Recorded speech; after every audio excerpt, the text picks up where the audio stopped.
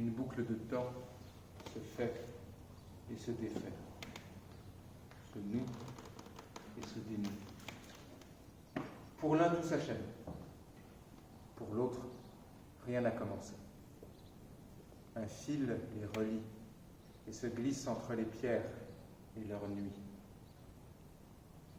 Noirlac, 1351. Son pas cassé par les ans se fond dans le bal des robes grèges de ses frères. Il a passé tant d'années à croiser leurs ombres silencieuses, tant de crépuscules fragiles à longer les travées, tant d'aubes rudes à sentir le silence plus encore que le froid pénétrer son corps et son âme. Il sait que la grande nuit vient. Il le sent, à ce corps décharné, à sa peau de parchemin, crevassée comme les troncs des chênes des bois tout proches. Chaque jour est un don du ciel qui abolit le temps. Il franchit la porte de derrière et se dirige vers le potager. Les nuits dans le dortoir sont devenues autant de veilles. Il lui semble que chaque minute qui lui est comptée n'est que méditation, un retour au passé. Hors des hautes lignes brisées de l'abbaye, la clameur écarlate de la guerre se déverse. La mort est là. Pour lui, c'est le juste poids du destin, tandis que, pour ses frères, pour tout ce peuple qui subsiste entre les étangs, les forêts épaisses et les prairies humides, le fil de vie s'est écourté. Ses mains tremblent. Il lui faut cueillir de la sauge et de la bourrache qui lui font défaut. Un des novices tousse et la fièvre n'est pas loin. Il s'attarde. Au vu de son grand âge, on lui autorise quelques accros à la règle. Il s'arrête, à l'affût des oiseaux qui, eux, n'ont pas fait vœu de silence. Un éclat roux surgit. L'écureuil saute de branche en branche, virevolte et s'immobilise. Alors, le vieil homme se souvient de ce même éclat de feu dansant comme un morceau de son passé vécu et perdu. Quelle ironie! Plus la fin approche, plus la jeunesse renaît. Il est ce corps sec et immobile, parcourant ce sol qui délimitera sa vie. Il est ce gamin parcourant les bois, attentif aux vies fragiles et tapis dans les futaies, sur ce sol qui délimitera sa vie entière. Le ciel s'assombrit.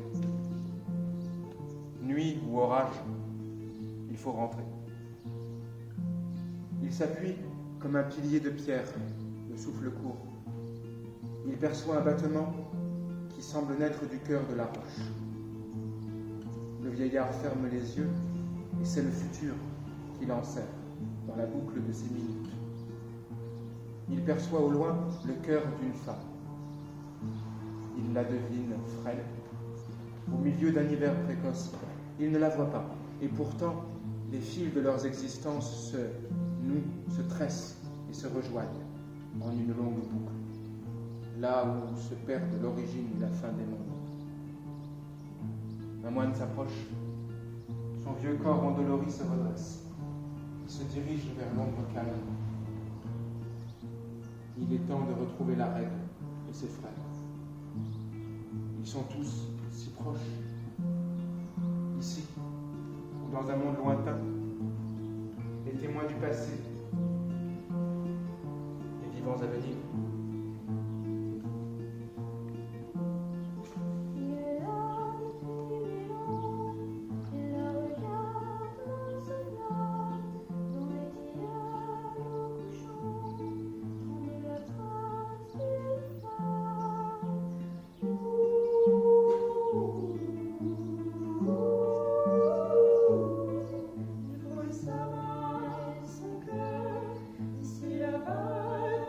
Silence.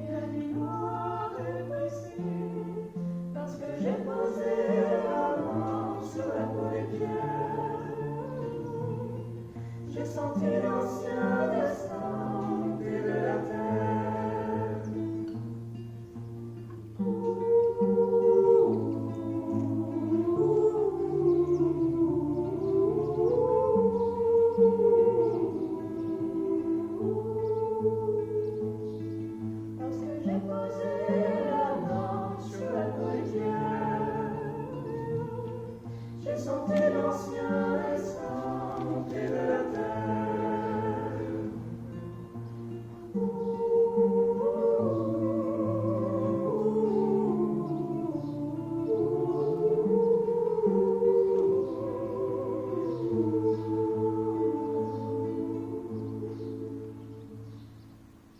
Une boucle de temps se noue et se dénoue. Pour l'un, tout s'achève. Pour l'autre, tout commence. Un fil les relie et se glisse entre les pierres et leur vie. Noirlac, hiver 2009. On lui tend un billet qu'elle fourre dans sa poche avec la monnaie. Un instant, elle regrette d'être venue. L'abbaye est muette et sans visiteur. Pourquoi revoir cette bâtisse haute et claire et l'idée de tout ce qui la colore à l'été? Spectacles, chapiteaux, les rires et les silences attentifs, les chants. Le plus simple aurait été de rentrer chez elle, mais elle ne s'en sentait pas capable. Elle aurait aussi pu simplement s'asseoir dans une de ces chaînes qui pullulent aux périphéries des villes et commander un café dans un gobelet de carton. Sauf que, en allant déposer Félix chez son copain, elle est passée par la route qui surplombe Noirlac et elle aperçut ce creux de verdure que tous connaissent et que tous oublient. Elle a eu soudain envie de revoir les pierres paisibles qui y reposent et la haie de tilleul plus que centenaire. Elle sourit au jeune homme derrière le comptoir et s'enfuit aussitôt. Elle n'a envie de parler à quiconque. Il fait froid. Il lui semble avoir entendu qu'un vent viendrait d'Islande, apportant avec lui de la neige pour les nuits à venir. Elle pousse une porte, traverse une salle, se retrouve dans le cloître. Elle continue sa visite désordonnée. Elle ne sait comment, mais elle s'est retrouvée face au rang de tilleuls. Il semble si frêle, déshabillé par l'hiver. Sur le muret, un écureuil l'observe. Il se faufile sur les pierres. Elle le suit, passe devant le silence des hautes ombres sculptées dans un bois noir. L'éclair groupe disparaît. Elle retrouve l'abbaye solitaire. Ses doigts sont si glacés que les pierres sur lesquelles elle les pose les réchauffent. Les pierres où ce battement qui vient de naître, cœur régulier, clair, apaisé. De quelle vie en est-il l'écho? Elle ferme les yeux et les ombres passent à pas mesurés, la frôle. Elle imagine une âme, un corps, un vieillard qui s'est tenu là. Ces jours ne sont plus qu'une respiration ténue. Ils sont si légers qu'ils se joignent à cette onde qui court le temps et l'espace. Il virevolte des vies tressées, tissées sans fin. Quelque part, au milieu des pierres, à la lisière d'un bois ou ailleurs sur une sente, dans les phrases d'un livre corné, danse depuis toujours l'écho de ceux qui ne sont plus, qui ne savent pas encore, qui sont, qui viendront. Et elle aussi, unie et séparée de ce battement, de cet autre par le temps, l'espace, la mémoire, entre dans cette ronde. La pierre se tait doucement. Le ciel marque le soir. Le vent est glacé. Elle lève les yeux. La neige n'est pas loin, le crépuscule non plus.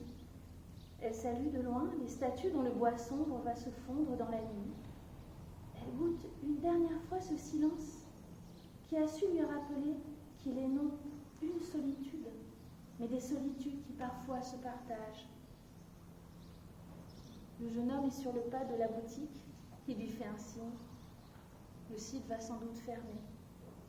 Elle lui sourit et hoche la tête. Elle se retourne une dernière fois. Il est l'heure. Il lui faut reprendre la route, aller retrouver l'enfant, regagner le jour.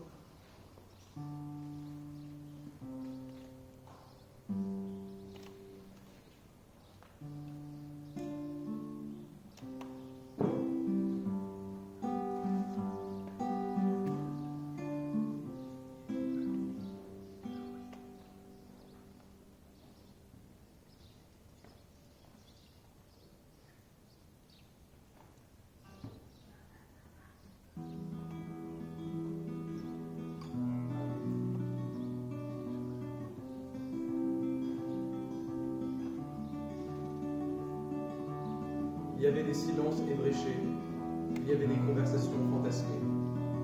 Il y avait cette photo décolorée oubliée dans ton portefeuille, il y avait le chuchotis du vent, il y avait une main, ta main, posée sur mon épaule. Il y avait un drap qui claquait dans le vent, il y avait un roman oublié sur un banc.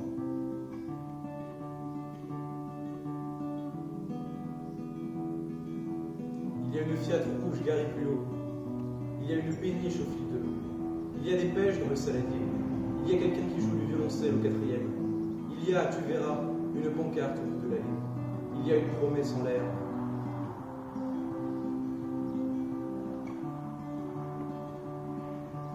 Il y aura un 29 février cette année. Il y aura des lendemains qui chantent. Il y aura cet instant où tu te sentiras perdu. Il y aura de l'eau qui passera sous le pont. Il y aura un matin où le réveil ne sonne pas, où le rêve persistera.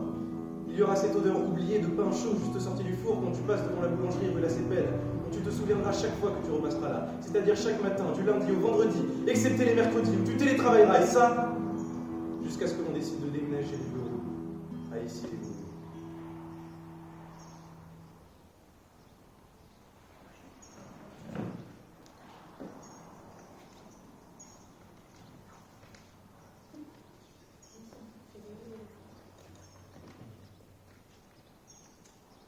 Une boucle de temps se noue et se dénoue.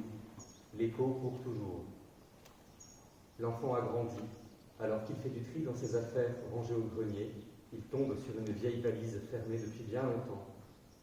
Dans cette valise, des jouets et une affiche qu'il déplie. Au programme, un fil à la patte, spectacle d'un été à Noirlac. Les souvenirs refont surface sur la feuille. Il revoit sa mère avec une petite en visite à l'abbaye, et puis Léo, son doudou éléphant préféré, perdu dans cette maison de géants. Tandis qu'on le cherchait partout, un spectacle bizarre se mettait en place. Avec pour commencer, un éléphant pas content qui partait dans les airs à toute allure. La ressemblance était troublante. « Mon doudou !» criait l'enfant, « il est là-haut !» Tout est bien qui finit bien, la peluche fut retrouvée. Mais quel drôle de mélange tout de même. L'enfant devenu grand dit qu'un somme éveillé. Un nouveau spectacle veut commencer. Oh, flûte et flûte, ça suffit. Léo l'éléphanto de faire la malle. J'en ai ma claque, fulminitide dans sa trompe. Ma claque de ce cloaque, de ce fil à la patte. Il s'affole, sa colère enfle, ses oreilles gonflent. Un vent violent s'engouffre dedans. Le fougueux joue plus d'un mètre de poil. Philippe, le palefrenier qui ronflait au flanc de l'animal, bousculé, bascule, fatalement. « Oh là, Léo !» glapit-il, flappé et flageolant. « Mais que fais-tu là ?» Je prends mes clics et mes claques. Voilà, je fous le camp. Illico, la bestiole véloce fait un saut de colosse blanc. La voilà en l'air. Ligoté à la ficelle, le frêle Philippe, interloqué, blêmi, claque des dents, mais décolle, fissa au plafond avec son complice l'éléphant. C'est flippant. Mais nulle et raflure, ouf, fluet, telle la libellule. Voilà Philippe au-dessus du sol, silhouette filiforme fouettant l'air. Il faut les voir, flotter tous les deux dans les vapeurs floues du ciel, fendre la bise à vive allure, comme sur un vélo invisible. L'improbable envol donne des ailes à la foule bluffée qui afflue, fascinée. Le collectif s'esclaffe. Quel spectacle, quelle folie! Clap, clap font les mains en liesse. Ça se défoule en bas. C'est simple. Le blues s'effiloche dans le flou artistique d'un tableau vivant. On sort les flûtes, Les balafons, les babioles qui font du son, les les colifichets en fanfare, et à fond! des paroles pour nous couper, des ritournelles oléo les fuses sans faiblir. Et aucun essoufflement. Accolade, clin d'œil et pour rire à gogo. Les lèvres se frôlent, Les frimousse s'émeuvent. les frissons font des friselis au cervical. Les flirts se font. La glace, Des farandoles de falbala virevoltent dans la clameur et les flambeaux. c'est la fête des globules. Et des baboules. Les confettis pleuvent, flottés de pétales floconnés. La voie lactée qui nage